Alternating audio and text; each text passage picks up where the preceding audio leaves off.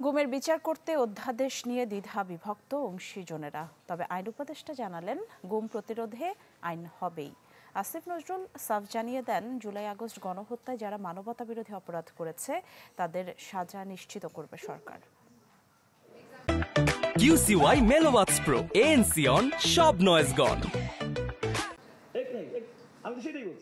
গুম প্রতিরোধ অধ্যাদেশ করতে অংশীজনদের সাথে আইন মন্ত্রণালয়ের এই বৈঠক, যেখানে আইনজ্ঞ ছাড়াও অংশ নেন মানবাধিকার কর্মীরা।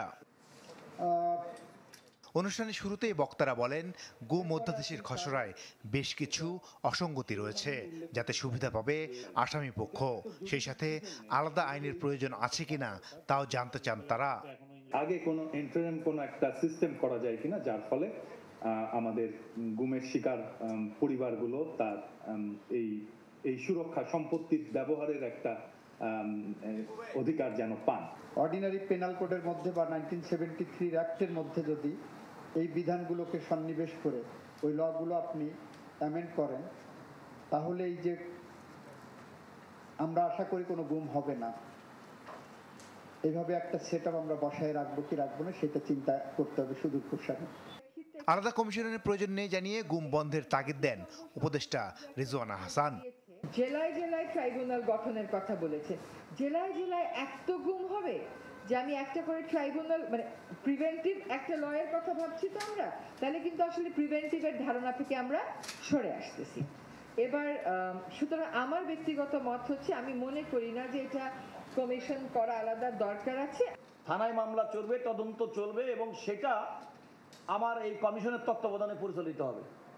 কমিশন নিজেই যেখানে সিদ্ধান্ত গ্রহণ করলো না যে আমি এটা করবো না, সেখানে তার তত্ত্বাবধানে কমিশন, এটা তো একদম সম্পূর্ণ সেলফ মানে কন্ট্রাডিক্টরি। কারো কারো পরামর্শ, গুমের বিচার হতেই হবে, এজন্য শক্তিশালী আইন দরকার।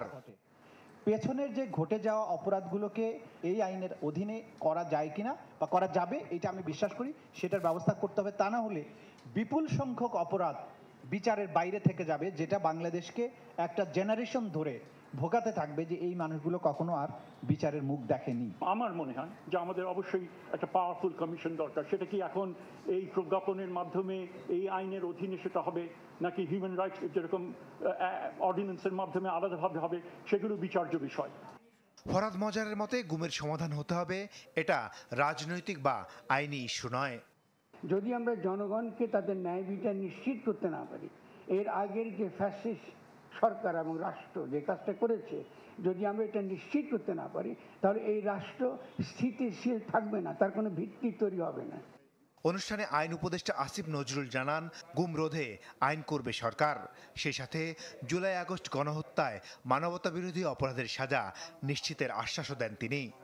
আমরা যারা গণহত্যা এবং মানবতাবিরোধী অপরাধ করেছে তাদের উপযুক্ত বিচার করে তাদেরকে আইনি প্রক্রিয়ার মাধ্যমে সর্বোচ্চ শাস্তি দেওয়ার জন্য যা যা করা যায় সেটার লক্ষ্যে আমরা বদ্ধপরিকর। একই সাথে সাথে আমরা এই ধরনের আইন করে যাব যাতে এই অপরাধগুলো ভবিষ্যতে না হয়।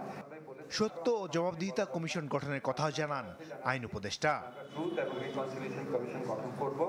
মাসুদুর রহমান, চ্যানেল 24, ঢাকা।